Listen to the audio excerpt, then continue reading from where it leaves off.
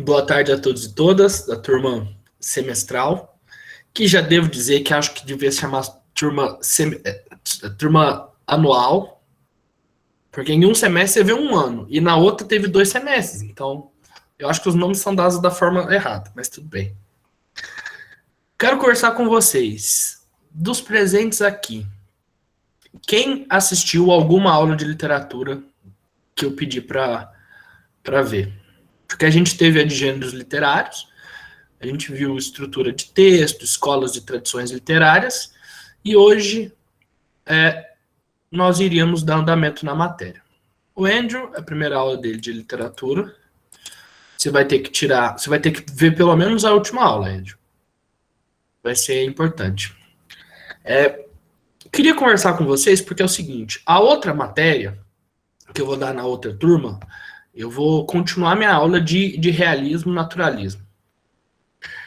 Aqui, dependendo do número de pessoas aqui que assistiu alguma aula, a gente consegue mudar. Eu pretendo começar com a primeira escola literária, fazer toda a construção de caminho. No entanto, eu queria alertar vocês que não é possível dar toda a matéria de literatura em 3 semanas. Então, vai ser muito necessário que vocês se comprometam comigo a assistir alguma das aulas já gravadas. Hoje eu vou no trovadorismo, eu vou na primeira escola literária, nós vamos repassar várias coisas da primeira aula, só que eu preciso que vocês vejam a aula seguinte, que é de classicismo e humanismo. Não adianta caminhar algumas pessoas numa velocidade e outras em outra. No entanto, se faz necessário correr atrás do tempo perdido. A gente tem um semestre para ver matéria de um ano. Então, eu preciso muito que vocês assistam a próxima aula, porque a seguinte eu já explico o barroco. E a gente vai se aproximando dessa turma. Em história, a gente consegue, como eu posso dizer, suprimir certa parte, embora não seja metodologicamente a coisa mais adequada, porque os capítulos em história têm uma autonomia maior do que os capítulos em literatura. A literatura ela é muito codependente. Não que a história não seja, mas a história, ela, como eu posso dizer, o estudo historiográfico, ele é mais estruturado no sentido que se você pegar para estudar determinado período, você consegue, sem ter que voltar na Grécia Antiga, sem ter que voltar no Império Romano, Idade Média. A literatura vai ser muito difícil, porque os temas se repetem, se contrapõem. As formas são mais limitadas. Tá certo? Então depois eu vou fazer uma listinha com todo mundo que está aqui, a disponibilidade de vocês de assistirem, para a gente caminhar. No entanto, vamos voltar. A última aula a gente estudou os gêneros literários. E relembro a vocês que não tem tanto costume de ter aula comigo, e a última aula de história que vocês tiveram, que eu fui o professor, foi um pouco atípica. Eu preciso muito da ajuda dos alunos, eu preciso muito que vocês participem, que vocês respondam, vocês vão guiar a aula. Então eu vou perguntar, e sintam-se à vontade para ligar o microfone, por favor, fica mais fácil do que eu ficar aqui com cara de trouxa, esperando alguém digitar. Gêneros literários. Quais são os gêneros literários, pessoal?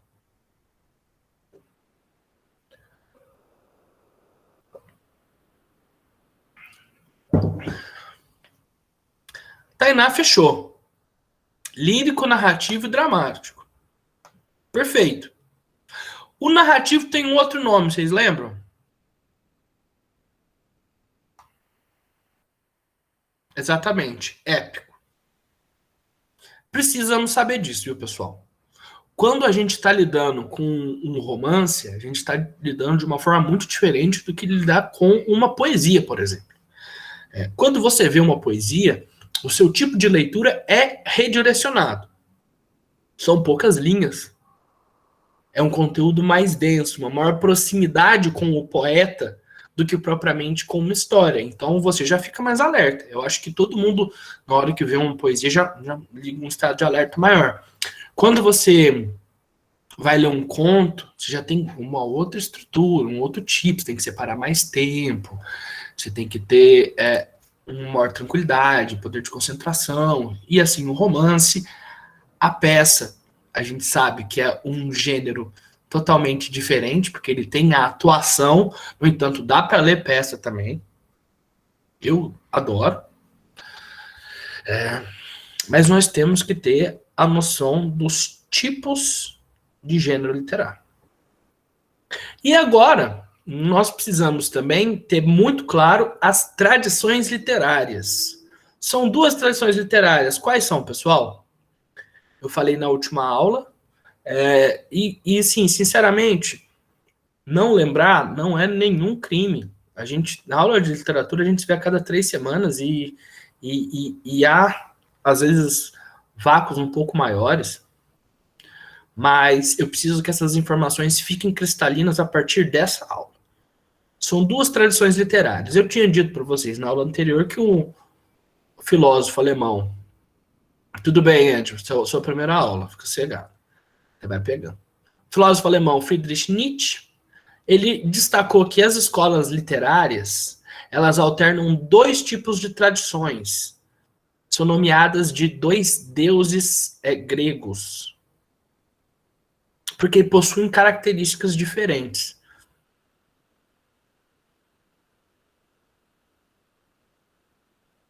Dionisíaca, tem mais uma.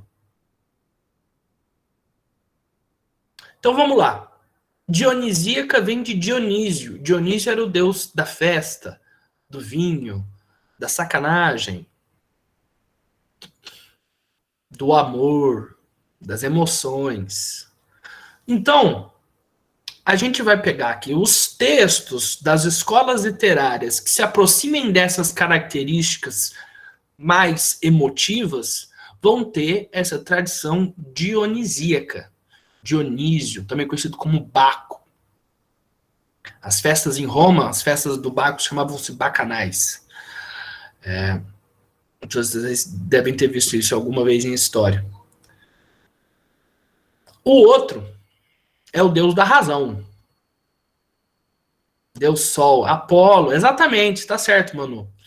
Apolo, que era o deus Sol, era o deus da razão, do equilíbrio. Por que é importante a gente saber essas duas? É uma coisa que eu bato sempre.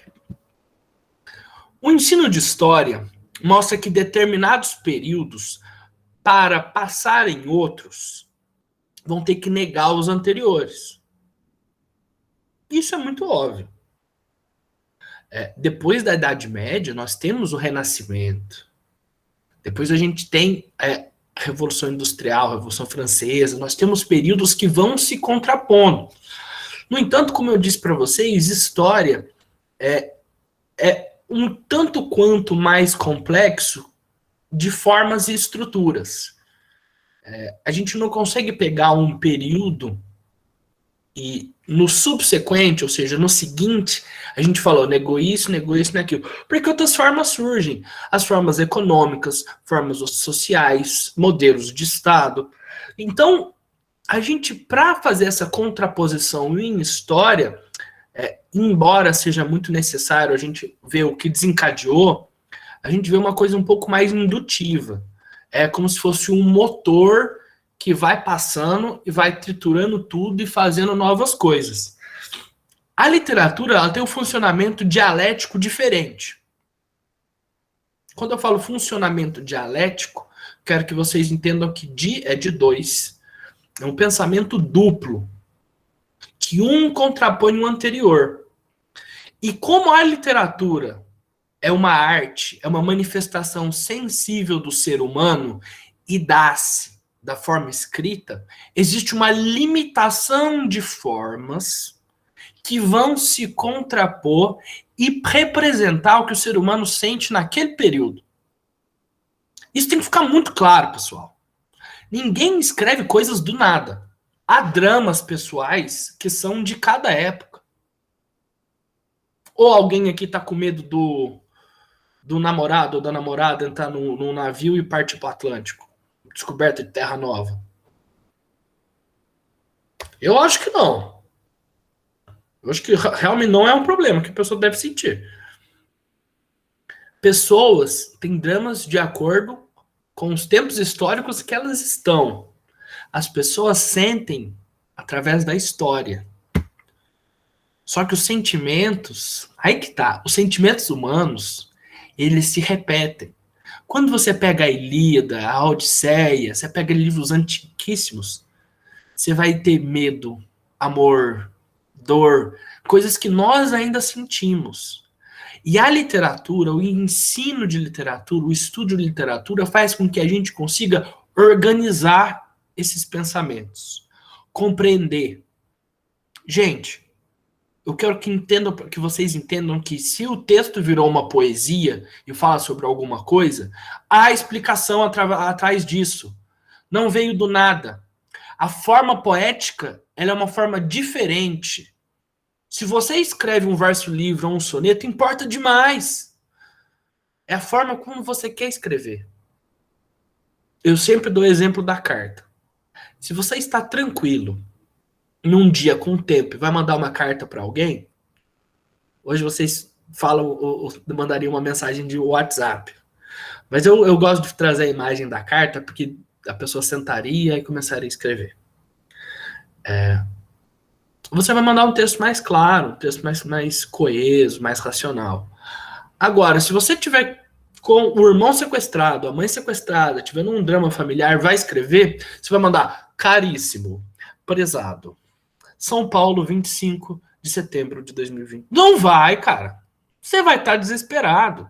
Os desesperos refletem na escrita, a forma como a gente escreve. Eu tô cansado de ver aluno chegar e falar assim, mas são muitas características das escolas literárias. Eu não quero que vocês guardem assim, eu quero que vocês compreendam por que motivo alguém escreveu da forma que escreveu, o que escreveu. É por isso que nós precisamos ter bem claro os gêneros literários, que como a Tainá bem pontuou, são lírico, o dramático e o narrativo, ou épico. E as tradições literárias, que são a apolínea e a dionisíaca. Um representado pelas emoções e o outro representado pela razão. Então vamos lá. Uma das coisas mais importantes no estudo de humanidades é compreender o título do que se estuda.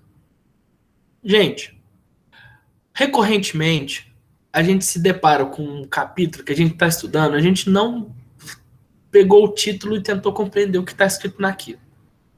Não vai avançar.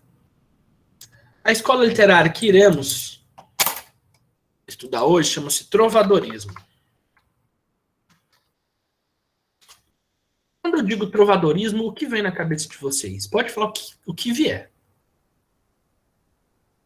Nós vamos fazer um trovador. Música. Muito bem. O que o trovador faz, Tainá? Trovão. Eu acho engraçado. Sabe o que é engraçado? Eu nunca tinha pensado em trovão. E aí, esse ano, eu já ouvi 3 vezes trovão. Eu falei, caramba, velho. Mas é justamente por isso, ó. A Tainá falou trovador. Mas trovador vem alguma coisa na cabeça? O que o trovador faz? Esse é o ponto. A gente compreender o que é um trovadorismo. Ele faz uma trova. Quando você vê a palavra trova, hoje não é tão comum. De fato não é. Mas é uma espécie de música. É uma cantiga, uma canção, uma trovinha. Então os trovadores eram aqueles que cantavam. Aí você vai estar pensando assim, porra, mas literatura, música... Eu tô cansado de pôr música aqui pra vocês. Pra mim, música é literatura. E aí eu vou perguntar. Pergunta importante. Sem escrita, há cultura?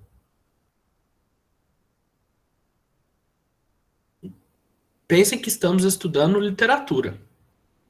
Sem escrita a cultura. Tainá disse que acha que não, o Andrew disse que não. Quero mais. Mais pessoas participando, por favor.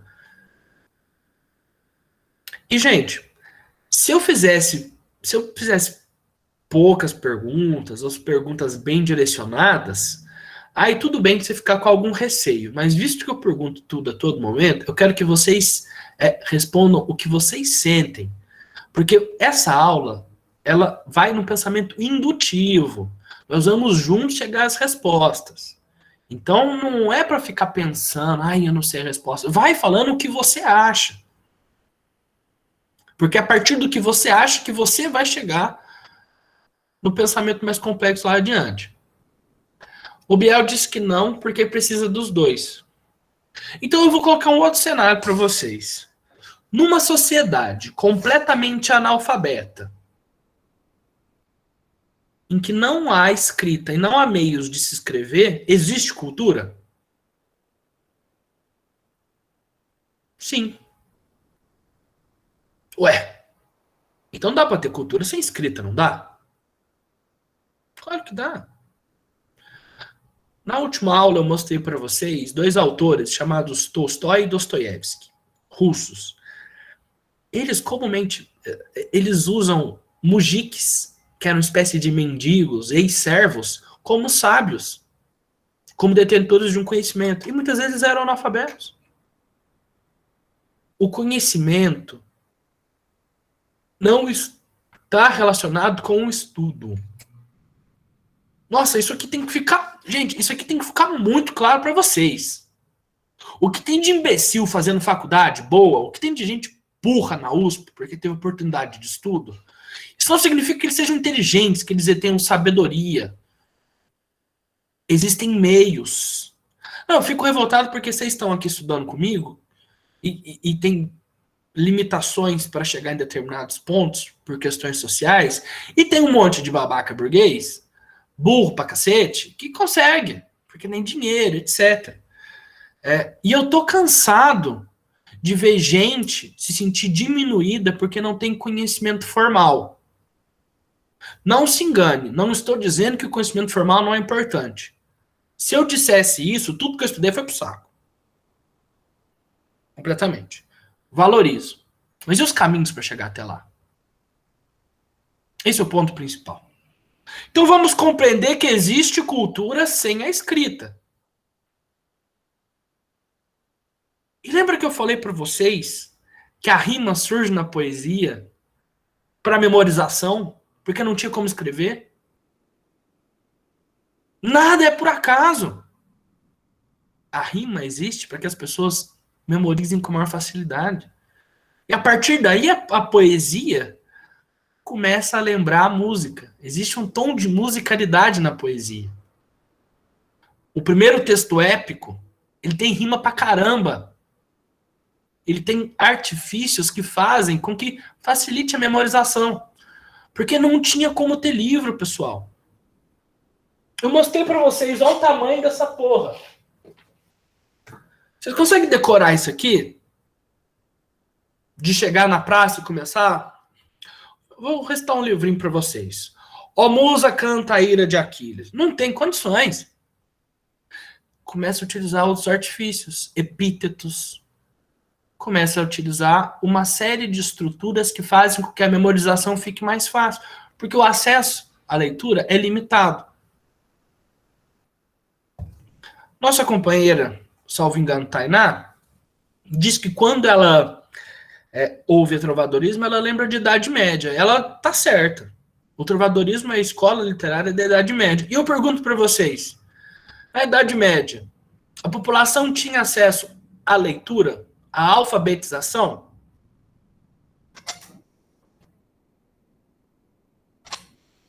Não, não tinha. Vamos relembrar a Idade Média. Qual que era o modo de produção? E eu gosto de fazer essas perguntas porque a gente vai entrar em história.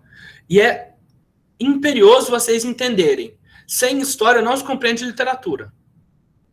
Não existe a menor possibilidade. Era agrícola. Não é isso que eu perguntei. Nossa, eu fui bem grosso agora.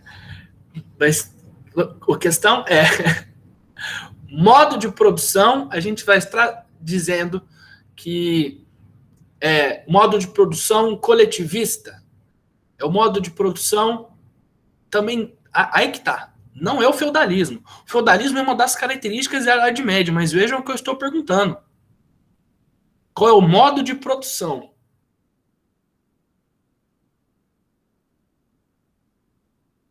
Uma pergunta um pouco mais capciosa.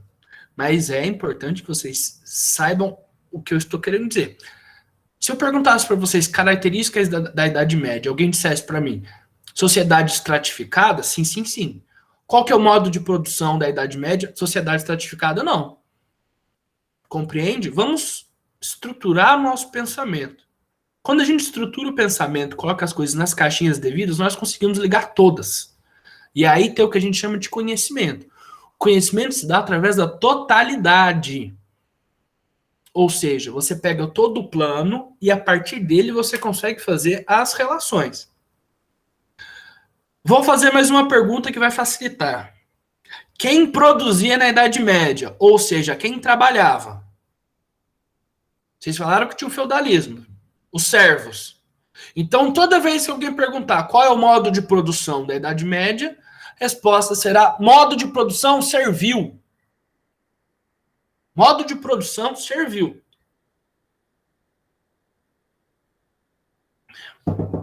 E isso já faz com que a gente tenha uma outra imagem de como vai surgir o trovadorismo.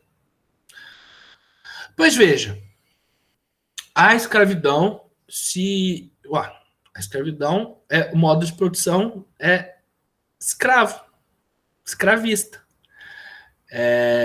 Veja, sociedades que foram escravistas, a gente tem os gregos, os romanos, é que não necessariamente eram todos.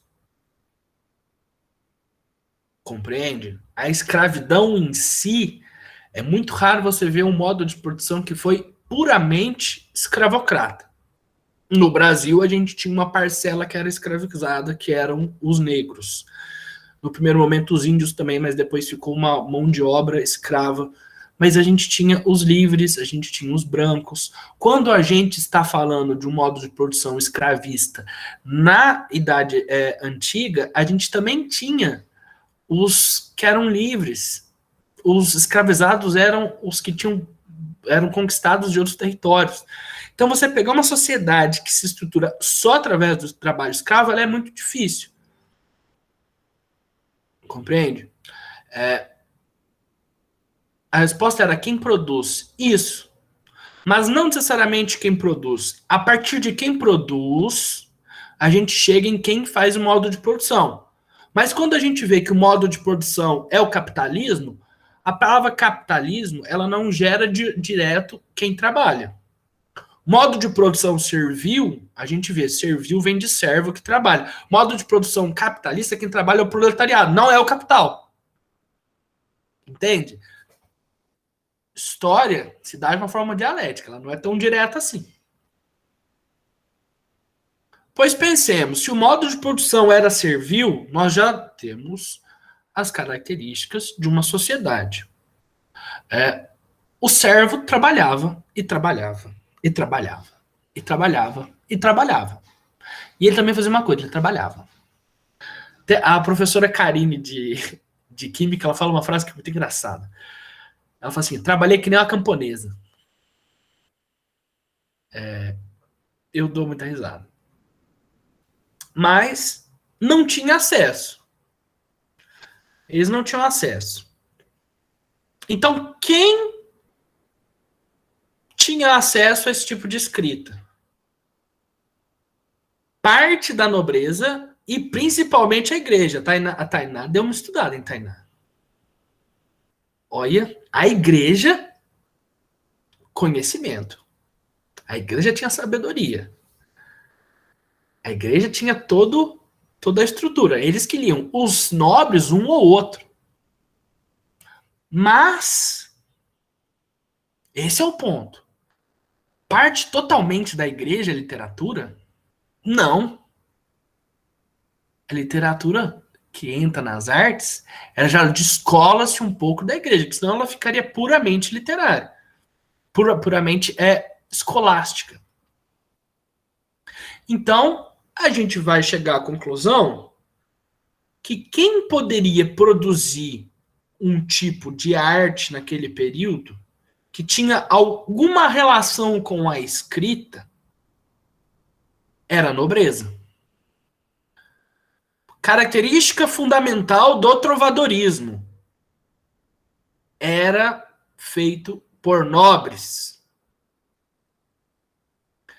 reis. Não estou brincando, a dinastia de Avis tinha o rei trovador, Dom Dinis. Estamos estudando Portugal, pois nós falamos a língua portuguesa. E, assim, a raiva que eu tenho do inglês, eu tenho um pouquinho de português também, porque isso foi imposto pra gente, foi obrigatório. Nós tínhamos milhares de línguas aqui no Brasil. Conhece-se muito a estrutura tupi-guarani. Nos foi imposto. Mas não foi imposto há muito tempo. E aí a gente consegue desenvolver cultura a partir disso que nos é. Ninguém vai me dizer que Machado de Assis não é nosso. Ninguém vai me dizer que o Gregório de Matos não é nosso. Esse é o ponto. Compreendendo a violência que é impor línguas a outros povos. Também tem que ficar claro. Mas vamos pegar a estrutura. Ela vem de uma coisa palaciana. O trovadorismo é palaciano. Ele é da elite. Palaciano, quando você ouve essa palavra, você lembra em palácio. Mas que língua se falava em Portugal na Idade Média?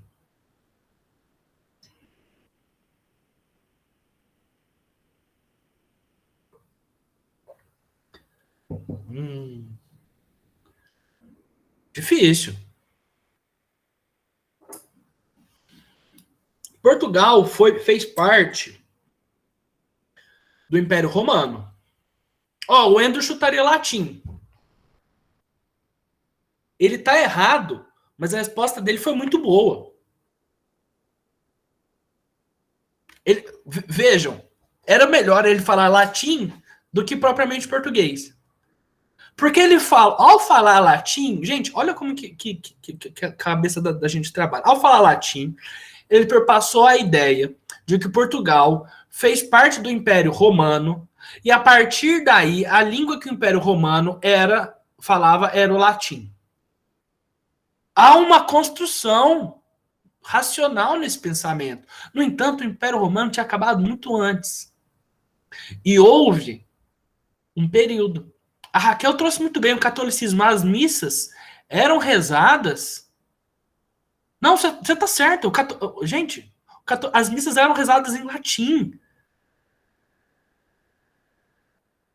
Isso até o século XX, gente.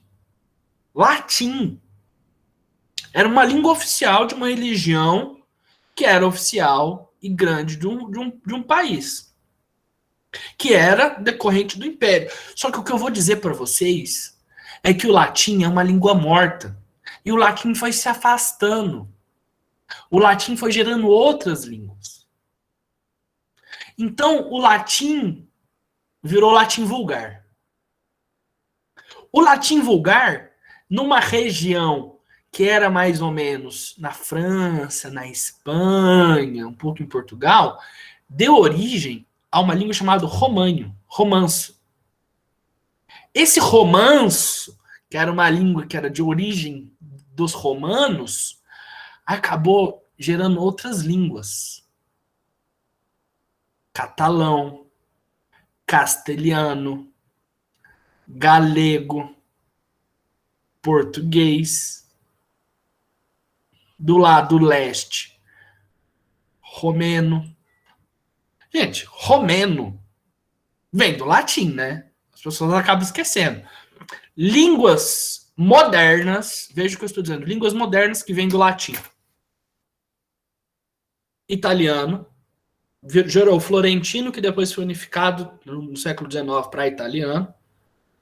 Francês, espanhol, romeno, português. Português conhecido como a última flor do Lácio.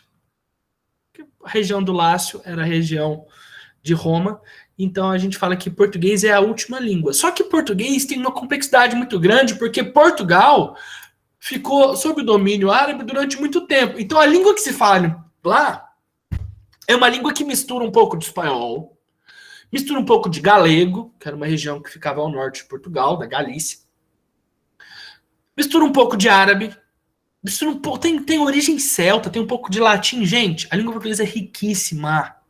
Ela é muito rica.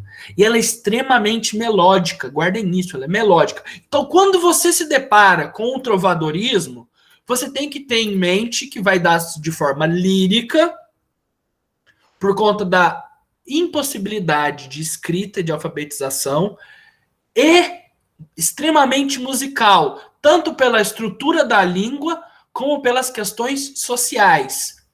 No entanto, há quem poderia produzir aquele tipo de arte, que eram os nobres, origem palaciana. E a língua que se fala é o galego-português, ou português macarrônico. Quando a gente fala que uma língua mistura-se com outra, nós dizemos macarrônico. Eu vou pôr aqui algumas cantigas para vocês verem como é diferente o português. Uma janela aqui.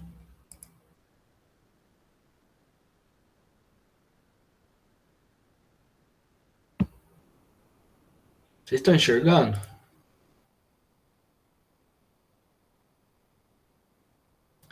Cantiga. A dona que me tenho. A dona que eu amo e tenho por Senhor. Senhor S maiúsculo Deus.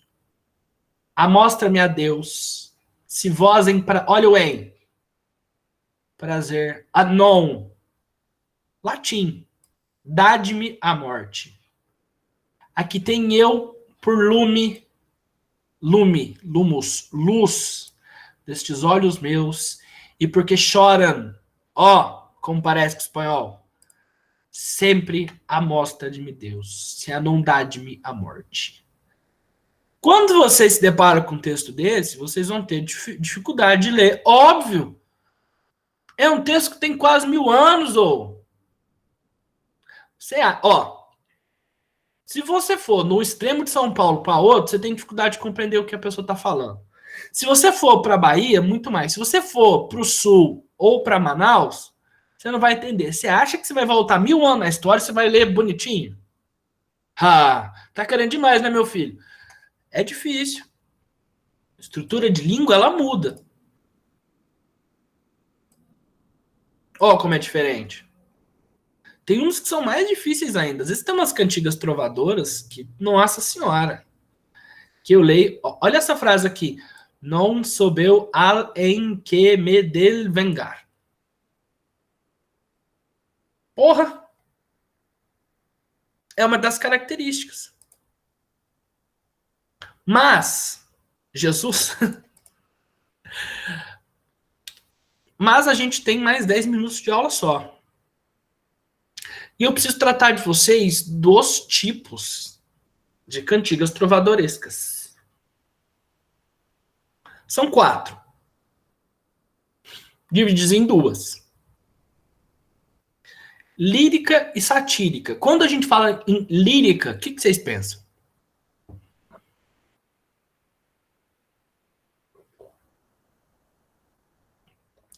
Poesia. Mas o que mais?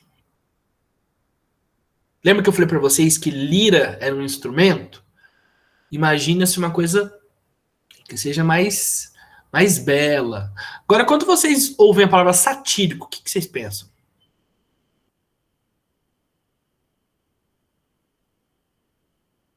Rude. Exatamente. Raquel, ao falar peça, ela tá pensando em sátira. A sátira é um tipo de peça de uma outra peça, algumas características, acentuava-se aquilo e fazia-se de uma forma jocosa. Ou seja, a sátira é um tipo de estrutura de peça que chega numa coisa satírica.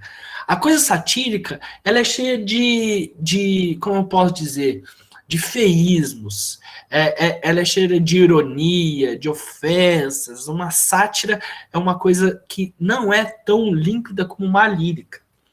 Nós temos dois tipos de poesias trovadorescas líricas: Amigo e a Cantiga de Amor.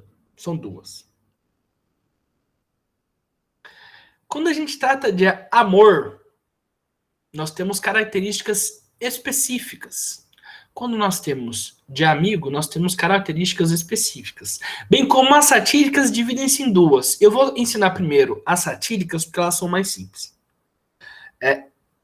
Escárnio e maldizer. Quando vocês se depararem com uma poesia que faz uma crítica, mas não direta, sim, Andrew, sim, mas não tão direta, ela vai ser de escárnio. Agora, quando for direto para alguém ter o nome dela, sim, existiam poesias que tinham nomes de pessoas. Que você pegava e falava assim, caramba, maldizer. Maldizer não precisa dizer mais nada, né? Cantiga de maldizer. Você quer falar mal de alguém, você desce a lenha. Já a satírica, há uma crítica escondida, não há uma crítica direta. Quer ver? Olha essa aqui.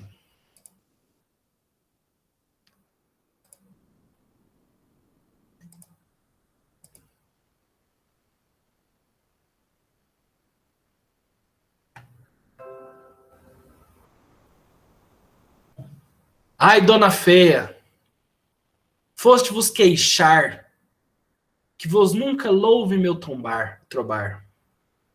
Mas ora, quero fazer um cantar, que vos loarei todavia, e vedes como vos quero loar. Dona feia, velha e sandia.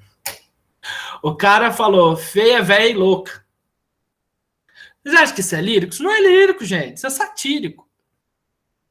Aí a gente vai ver, se tiver o nome específico de alguém, aí a gente vai entender que é de mal dizer. Se for uma crítica que não for tão explícita, aí vai ser puramente escárnio. Ó, tem uma aqui que é. Olha aqui, ó. João Fernandes. Tá falando o nome do cara. Essa aqui é de escárnio. Tá descendo a lenha nele. Quer ver? Tem uma aqui.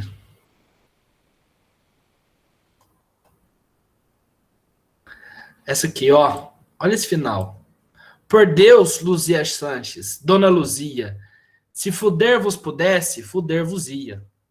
Eu não vou fazer a tradução, porque significa essa frase. Eu imagino que todos tenham entendido. Mas claramente isso aqui é uma de mal dizer. Vocês estão vendo qual que é o nível? Vocês estão achando que só vocês têm direito de produzir essas coisas? Não é ilícito, não, senhor. Ó o tiro aqui da moralidade. Sai daqui. Eu vou pedir para vocês lerem essa daqui, ó. Cantiga da Ribeirinha. Paio Soares de Taveiróis. Todo mundo aí começa a ler.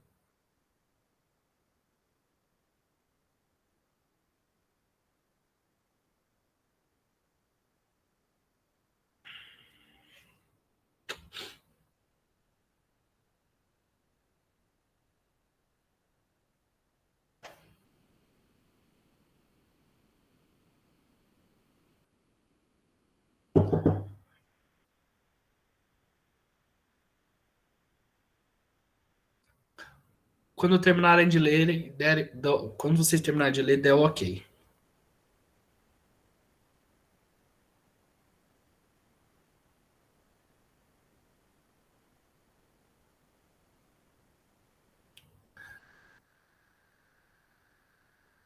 Terminou, pessoal? Normal, Andrew. Normal.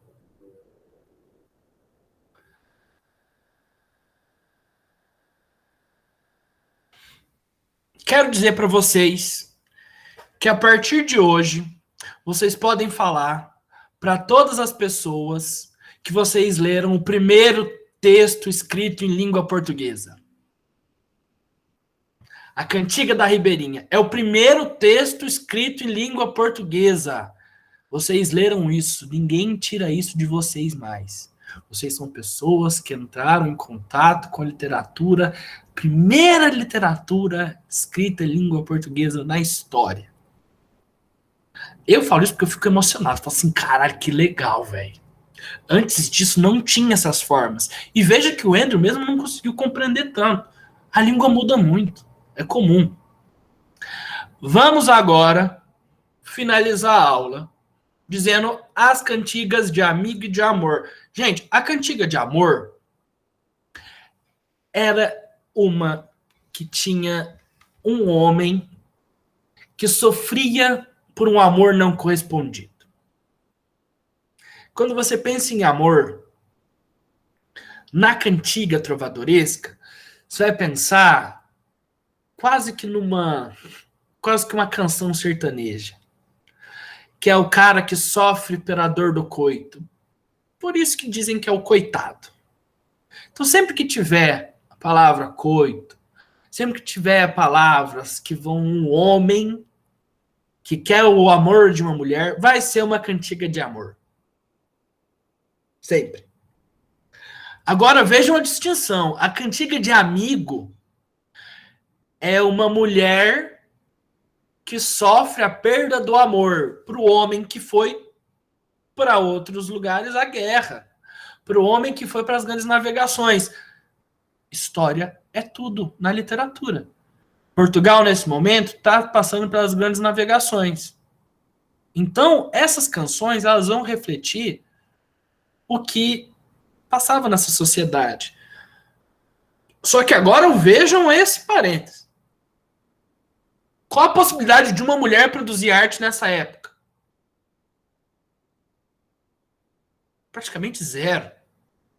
Então é um homem que escreve com eu lírico feminino, sempre feminino, sobre o amor de uma mulher que perdeu ou que espera o amigo. Amigo nesse sentido é de amor, de namorado, de marido.